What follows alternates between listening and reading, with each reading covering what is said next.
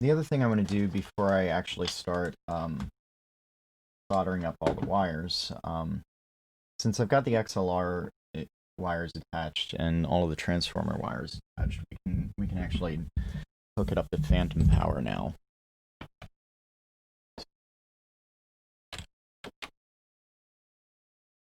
So I've got this microphone cable attached to a preamp that has phantom power.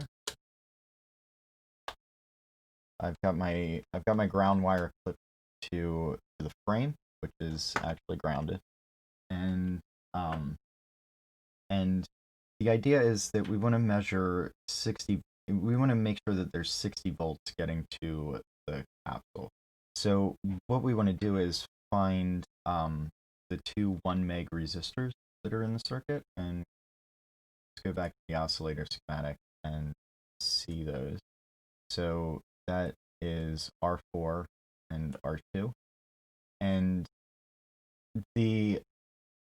what we want to do is make sure that we're not dividing with our multimeters. So there's also a resistor in your multimeter. There's some impedance when you measure with probe. So with big resistors like this, especially with a 1 gig, it's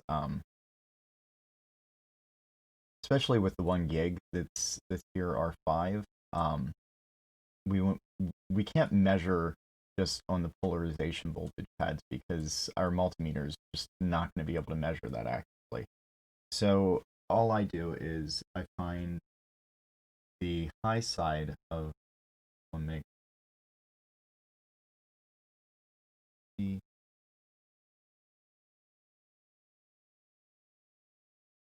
On one side of this, I've got negative 57 volts. Side I've got so it's a little bit high, and all I'm going to do is down the oscillator until I and 60 volts is good for this capsule. It may not be good for the capsule you're using. The LO251 clone I built uses that uses a Tim Campbell capsule. I set that to 50 volts because that was what the manufacturer told me. So so yeah, both of these should measure the same thing because again they're tapped from the same place in the schematic.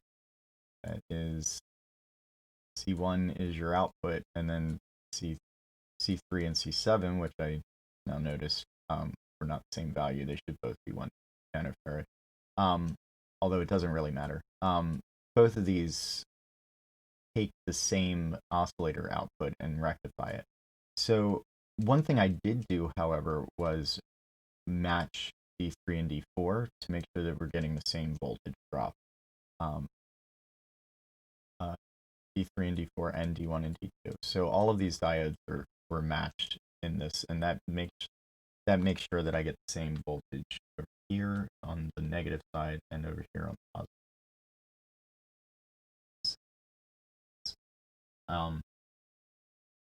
And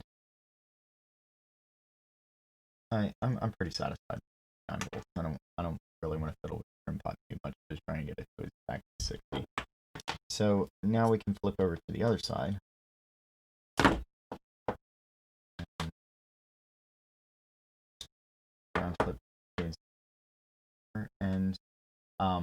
And now we're going to bias the FET. So the idea with biasing the FET is we want to have half the voltage drop across R2. So the north side of R2 here is just, you can read it as a supply voltage, and as we'll see in a second, that's going to be about 23.5 volts. And when the bias trim pack gets smaller, the FETs draw more current, and when they draw more current, the voltage drops across R2 more.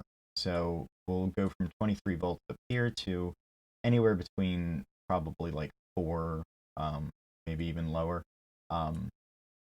volts, all the way up to about 16, if I recall correctly. So let's just take a look at the range. So so right here, I'm showing the supply voltage. So it's 22.33.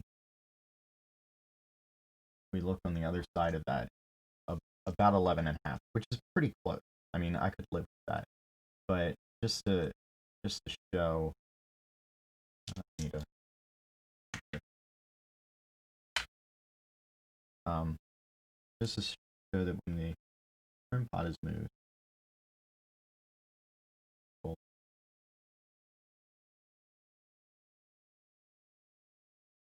go all the way up to almost volt, all the way down to 5, 4, 4.8.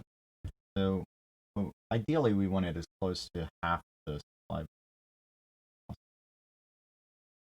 12 volts, a little high for what 11.5, and that's pretty common for these types of microphones.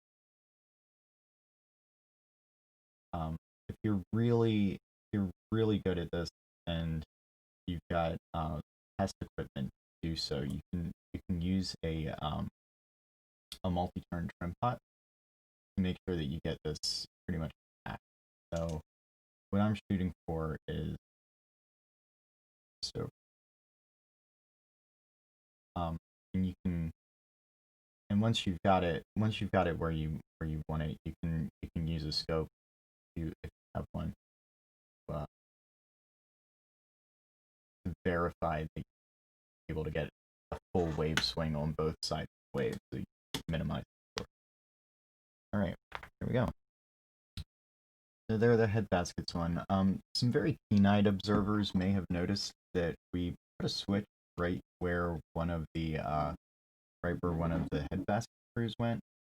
In the past, I have actually so this head basket has holes. Uh, the head basket itself has holes like here and here and here and here, I believe. Um, and in the past, I have actually drilled a hole through the plastic and the plate that sticks along the plastic switch holder. In the past, I have actually drilled a hole through there to add the second uh, head basket screw, but I've found that just the one, if you tighten it sufficiently, the head basket doesn't move at all. It doesn't rattle or anything like that. Um, so I'm pretty okay with only having the single head basket screw, even if it's not ideal in this situation. And I can always take the microphone apart and do it again because my microphone and that's what DIY is for, right? So so the last thing I'm going to do here is I'm going to solder all the wires for the switches and so forth to the um to the boards, and then we'll take a listen. So I nearly forgot one of the more irritating parts of this project. I still haven't soldered the wires yet, but I'm just gonna kind of shove them down the sleeve. And other keen-eyed observers may have noticed that, oh, hey, we don't have a slot in the sleeve for this. We look at the other switches. Well, the microphone came with slots for those, and we can't put it here because that's got the notch in it to actually hold the sleeve in one spot on the head basket. So what we have to do is we have to just cut a slot on this side, and I'm just gonna use some files, um, and all I have to do is line up the stuff on this side, hold it, turn it over, and just mark my work area.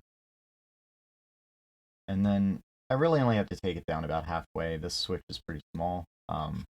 These slots go all the way to the base, but there's really no need to go that deep for a little slide switch. So let me get to it.